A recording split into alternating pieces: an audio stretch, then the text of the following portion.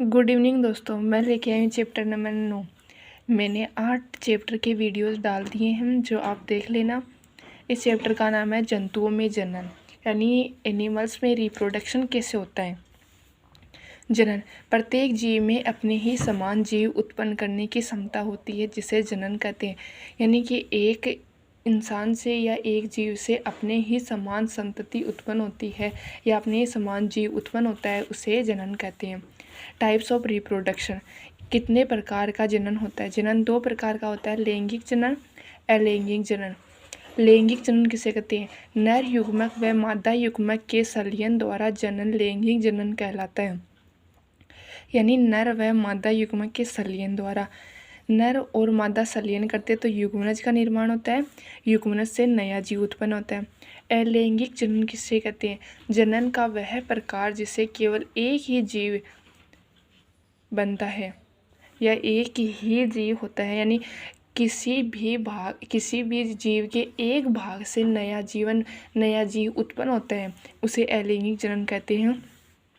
लैंगिक जनन दो टाइप्स आते हैं, नर जनन अंग और मादा जनन अंग, जिसमें नर जनन अंग अथवा नर जनन तंत्र पढ़ेंगे। मेल रिप्रोडक्शन सिस्टम, पुरुषों में एक जोड़ी वृषण होता है, 2 शुक्राणु नलिका, 1 सीसन यानी लिंग होता है।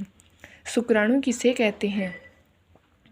वृषण 2 जोड़ी होते हैं और शुक्राणु किसे कहते हैं? वृषण नर युग्मक उत्पन्न करते हैं जिन्हें शुक्राणु कहते हैं।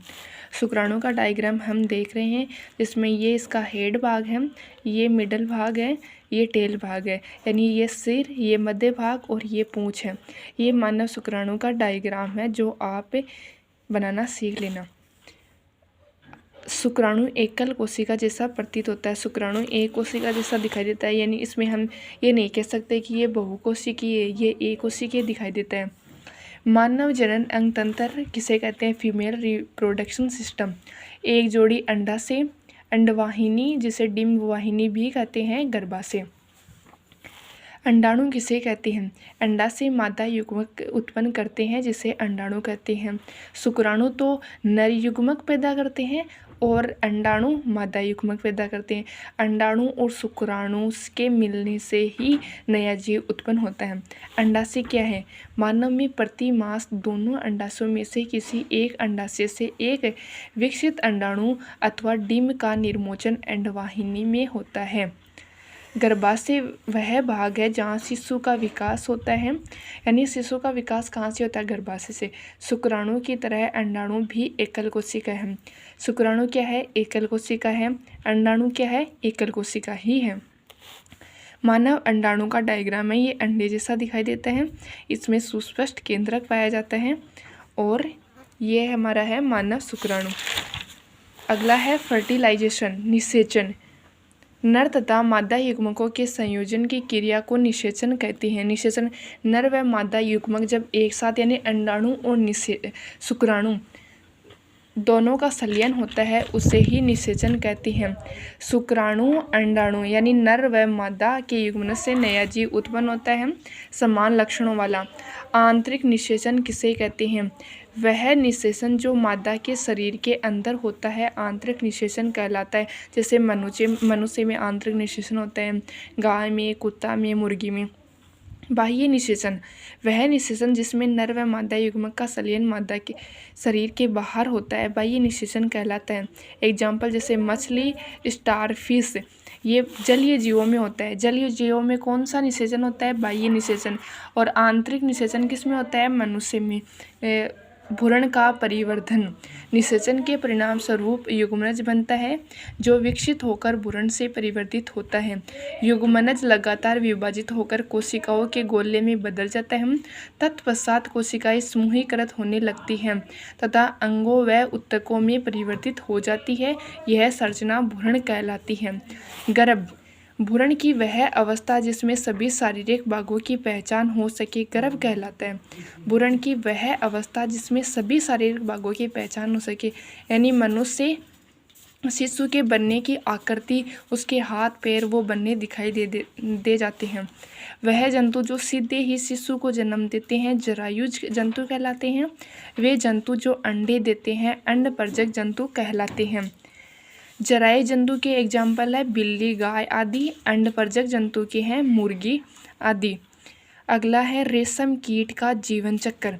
अंडे से लार्वा बनता है, लार्वा से प्यूपा, प्यूपा से वयस्क का निर्माण होता है। रेशम कीट का क्या है? अंडे से लार्वा, लार्वा से प्यूपा, प्यूपा से वयस्क का निर्माण होता है। अब मेंढक का जीवन चक्र देखें तो अंडा से टेडपोल को ही लार्वा कहा जाता है और वयस्क का निर्माण हो जाता है। कायांतरण किसे कहते हैं? टेडपोल रूपांतरित होकर वयस्क में बदल जाता है, जो छलांग लगा सकता है और तैर सकता है। कुछ विशेष परिवर्तनों के साथ टेडपोल का वयस्क में रूपांतरण ही कायांतरण कहलाता है। यानी टेडपोल से वयस्क में बदलना ही कायांतरण कहलाता है। अलैंगिक जनन किसे कहते हैं? यानी अलैंगिक जनन पढ़ेंगे। अलैंगिक जनन किसे कहते हैं? जिसमें किसी एक जीव के एक ही भाग से नया जीव उत्पन्न होना अलैंगिक जनन कहलाते हैं। इसमें हम मुकुल किसे कहते हैं? प्रत्येक हाइड्रा में एक या अधिक उभार दिखाई देती हैं। यह उभार विकसित होते नए जीव है जिन्हें मुकुल कहते हैं। हाइड्रा में मुकुल से नया जीव विकसित होता है, इसलिए इस प्रकार के जनन को मुकुलन कहते हैं। अगला क्वेश्चन है जो इम्पोर्टेंट है, द्विखंडन किसे कहते हैं? अमीबा एक कोशिकीय होता है। इसमें केंद्रक के 2 भागों में विभाजन से जनन क्रिया प्रारंभ होती है। इसके बाद कोशिका भी 2 भागों में बढ़ जाती है, जिसके प्रत्येक भाग में केंद्रक होता है। परिणाम स्वरूप एक जनक से 2 अमीबा बनते हैं। इस प्रकार के अलैंगिक जनन को, जिसमें जीव विभाजित होकर 2 संतति उत्पन्न करते हैं, द्विखंडन। यानी द्विखंडन के नाम से स्पष्ट होता है यहाँ पर कि 2 खंडों में बंटना, एक जीव से 2 खंड बना। ये अमीबा का डायग्राम है, ये खंडित होता है तो इसमें 2 केंद्रक बन जाते हैं। फिर इसमें एक पतली सी नलिका बनती है। नलिका बनने के पश्चात यह नलिका बीच से छूट जाती है और दोनों केंद्र अलग अलग हो जाते हैं और नए जीव उत्पन्न हो जाते हैं। यह अमीबा भी हम सुस्पष्ट रूप से देख सकते हैं। क्लोनिंग किसे कहते हैं? किसी समरूप कोशिका या किसी अन्य जीवित भाग अथवा संपूर्ण जीव को कृत्रिम रूप से उत्पन्न करने की प्रक्रिया क्लोनिंग कहलाती है। यानी किसी भी तरह से, जैसे हम गाय भैंस में भी क्लोनिंग करा सकते हैं, लेकिन सर्वप्रथम क्लोनिंग किस में की गई थी? भेड़ में की गई थी। और उस भेड़ का क्या नाम रखा गया था? डॉली नाम रखा गया था, जिसका जन्म 5 जुलाई 1996 में हुआ था। और किसी संक्रमण के कारण, यानी फेफड़े में बीमारी होने के कारण, उसके 14 फरवरी 2003 को मृत्यु हो गई थी। सर्वप्रथम क्लोनिंग कब हुआ, किसने की थी? इयान विल्मट व उनके सहयोगियों ने। और कहाँ पर की थी? एडिनबर्ग, स्कॉटलैंड के रोजनिल इंस्टीट्यूट में की थी। यह हमारी क्लोनिंग भेड़ है, जिसके बारे में हम पढ़ सकते हैं। और इसी चैप्टर के अंदर एक और आता है चैप्टर, जिसका नाम है क्या आपने परखनली शिशु के विषय में सुना है? यानी परखनली में शिशु किस तरह से तैयार किया जाता है। इसमें ये इसीलिए तैयार किया गया है, जिन स्त्रियों में शिशु पैदा करने की क्षमता या उसमें ये गुण नहीं होता है, इसके लिए परखनली शिशु तैयार किया गया है। ऐसी स्त्रियां शिशु उत्पन्न करने में असमर्थ होती है, क्योंकि निषेचन के लिए शुक्राणु मार्ग अवरुद्ध होने के कारण अंडाणु तक नहीं पहुँच पाते। लेकिन क्योंकि जैसे नर से अंडाणु शुक्राणु छोड़े जाते हैं, वो अंडाणु तक यानी मादा के गर्भाशय तक पहुंच नहीं पाते हैं और उन्हें अवरुद्ध होता है जाने में। तो ऐसी स्थिति में डॉक्टर ताज़ा अंडाणु व शुक्राणु एकत्र करके उचित माध्यम में कुछ घंटों के लिए एक साथ रखते हैं, जिसमें IVF अथवा इन विट्रो निषेचन। IVF का पूरा नाम क्या है? इन विट्रो निषेचन, शरीर से बाहर कृत्रिम निषेचन। यानी अंडाणु और शुक्राणु बाहर एकत्रित करके उन्हें बाहर परखनली में रखा जाता है। अगर निषेचन हो जाता है तो युग्मनज को अलग अलग 1 सप्ताह तक विकसित किया जाता है, जिसके पश्चात उसे माता के गर्भाशय में स्थापित किया जाता है। यानी अंडाणु और शुक्राणु को हम बाहर रखते हैं, जैसे पशुओं में करते हैं, गाय और भैंस में वीर्य को इकट्ठा किया जाता है और सुई के माध्यम से हम पशुओं के मादा के गर्भ में उसे छोड़ते हैं। उसी तरह से अंडाणु व शुक्राणु को बाहर इकट्ठा करते हैं और फिर मादा के गर्भाशय में उसे छोड़ते हैं, जिसके पश्चात उसे माता के गर्भाशय में स्थापित किया जाता है। माता के गर्भाशय में पूर्ण विकास होता है तथा शिशु का जन्म सामान्य शिशु की तरह ही होता है।